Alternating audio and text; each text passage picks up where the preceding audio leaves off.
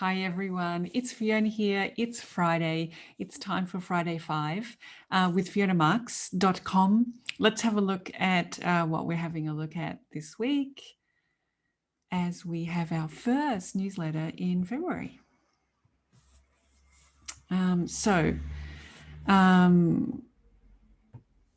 Lots of things going on on the YouTube channel this week. So I'm just going to share basically what's happening there with you.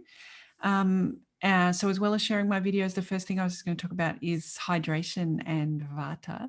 And then we're going to have a check-in with some of the series that I'm running at the moment. The first one about Agony, that's in your chart.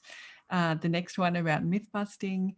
And finally, the fourth one about parenting and astrology.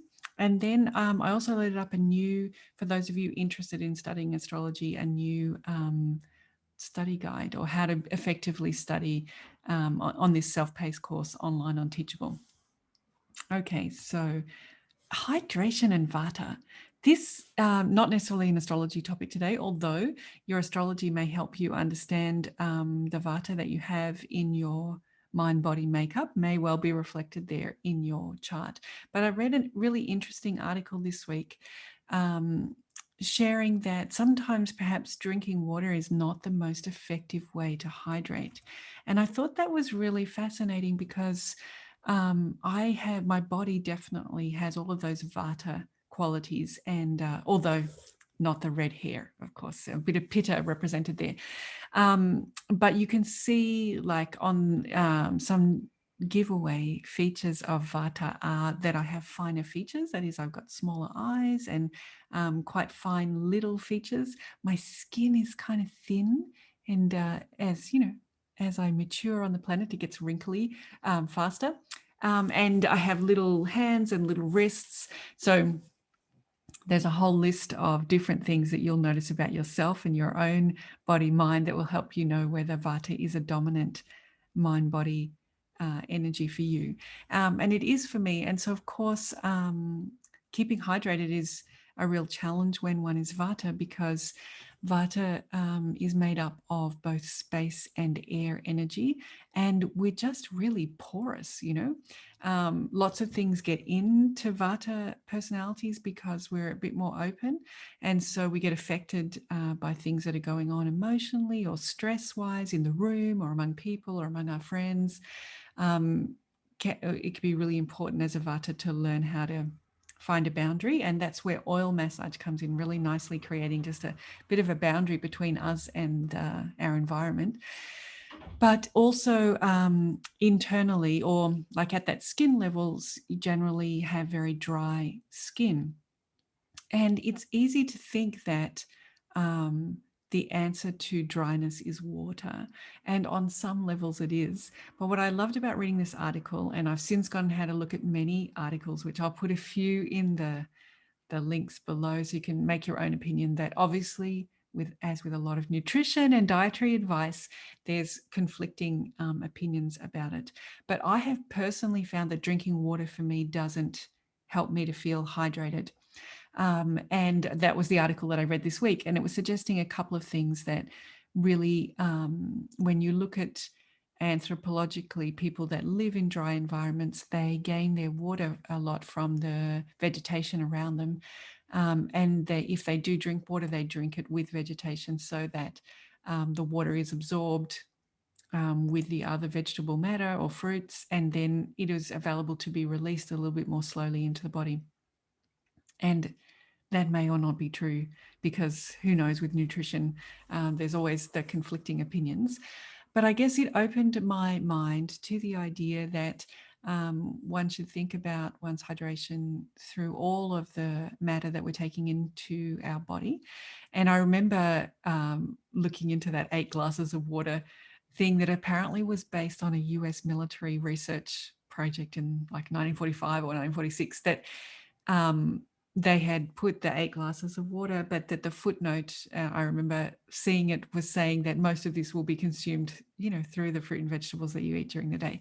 So we may have just misinterpreted the data in the first place.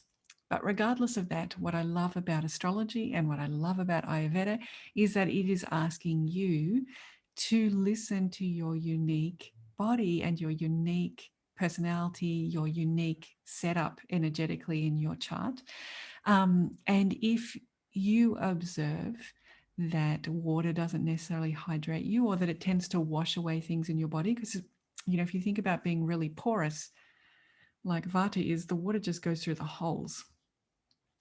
So experiment with it and see where you find the most hydration. And I look forward to hearing your own personal results, which is what I really enjoy about Ayurveda and astrology, that they are telling us that we are the scientist in our own lab. So do the experiments and monitor the results, and be mindful towards your own body and life. Okay, so that's a little chat about Vata to start the video newsletter for the week. The next thing that I want to let you know is that there is a new video up in the Agony series, and this is here, Embrace the Agony in Your Chart. I'm really enjoying this series. We are talking about how life coaching and Vedic astrology complement each other, and how they enrich each other. And that in coaching, we can sometimes be a little quick to want to change things as a way to relieve suffering, or that all suffering that we're feeling is therefore an indicator that we should change. And this may very well be the case. However, it is always good to really understand the situation one is in.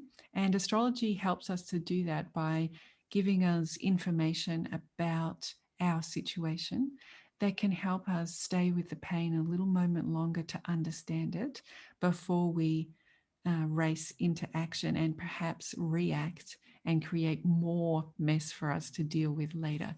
So this week's video that's uploaded is all about annihilated houses. And really this plays at the idea that you may have grown up with, if you're in the generation I grew up in, that you can have it all. One can have it all. And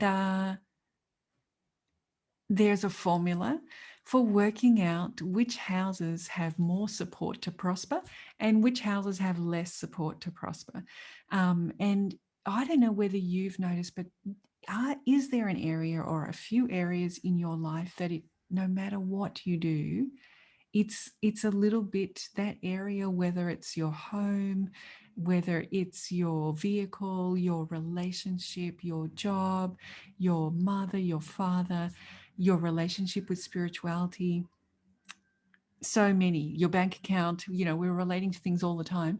No matter how much attention you put on that, or how much you want to do something about it and you try different strategies, this is a place of agony. This is something that just doesn't it just doesn't grow by itself, and you really need to give everything you've got to just even get some kind of average performance out of that area of your life. Because perhaps this formula of prosperity and less prosperity will point you in the direction of what might be going on there.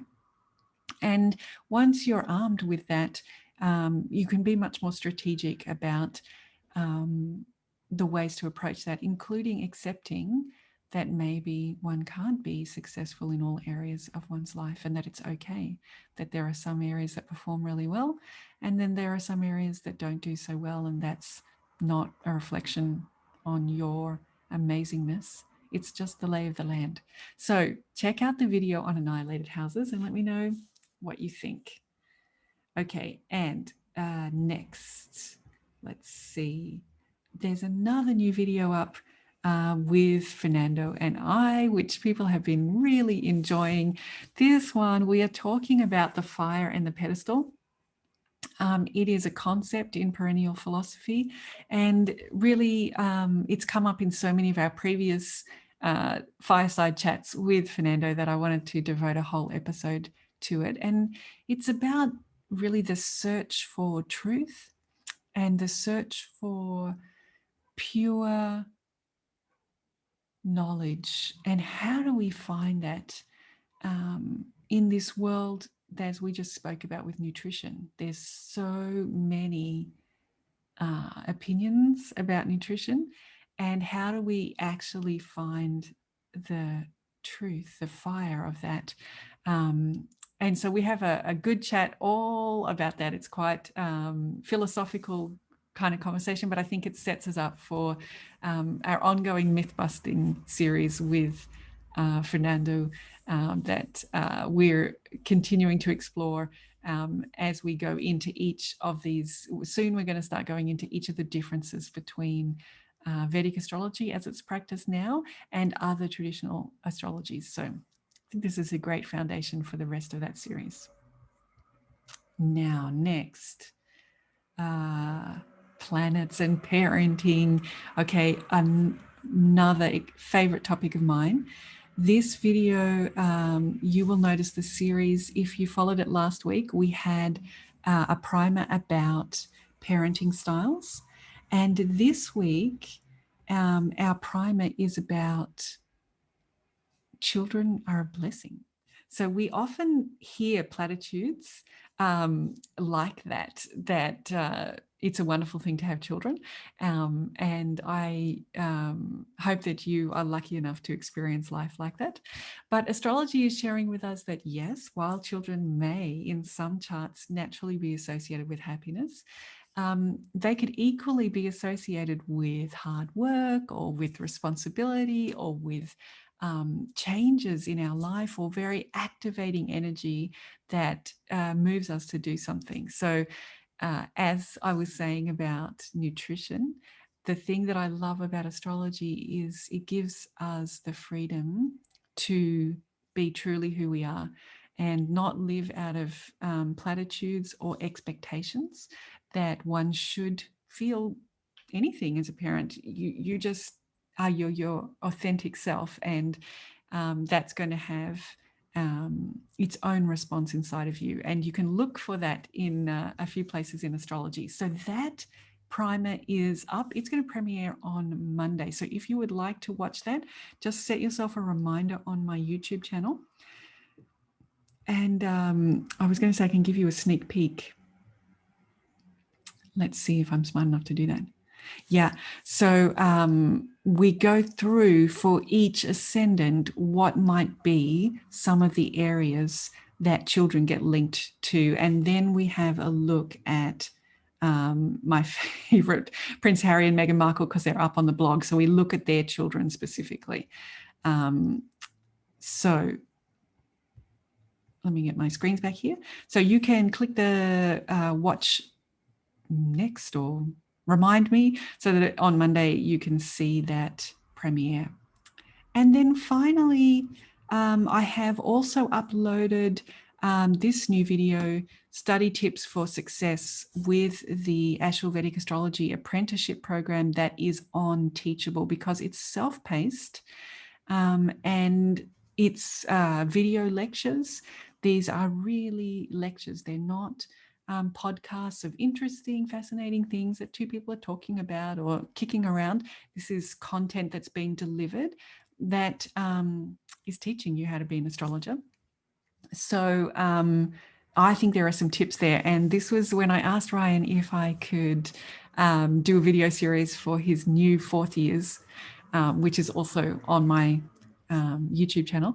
This was the one that he specifically said, you know what we need is a video to share with people how to study effectively. So that's up on YouTube as well. And I hope if you're interested in joining that program online, I hope you find that useful. Okay, so that brings us to the end of another Friday 5 newsletter. I hope you've had a great week. I hope you're enjoying, if you look, well, maybe not up in the sky because they're all together with the sun, you won't see anything, but so many planets in Aquarius right now. I hope that that's working well for you and that you're experiencing some of this Aquarian energy, an invitation that we have to imagine a life where we all for one and one for all, you know, that none of us can be happy and successful until all of us are happy and successful. So we're getting a really good dose of Aquarius right now. Okay, great to hang out with you on Friday. Look forward to seeing you on my YouTube channel and at my newsletter next week. Okay, bye guys.